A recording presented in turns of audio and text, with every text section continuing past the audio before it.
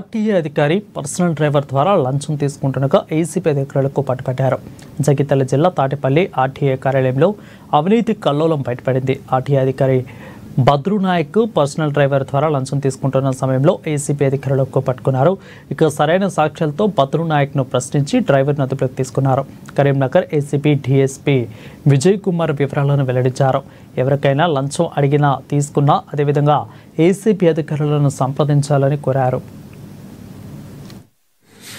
బానోతు బద్రునాయక్ గారు ఆర్టీఓ జగిత్యాల, ఆయన వాళ్ళ ప్రైవేట్ డ్రైవర్ బానోతు అరవింద్ గారు వీరు లంచాలు తీసుకొని బండ్లు వెహికల్స్ కేసు సరిగ్గా బుక్ చేయట్లేదని కంప్లైంట్స్ వచ్చాయి. అదేవిధంగా ఆ సర్వీస్ ఉన్నప్పుడు బానోతు బద్రునాయక్ గారు మొన్న 4th రోజు ఒక జేసీబీని సీజ్ చేశారు. ఆ జేసీబీలో ఇంపార్టెంట్గా అన్ని పేపర్స్ ఉన్నాయి, కాకపోతే ఓన్లీ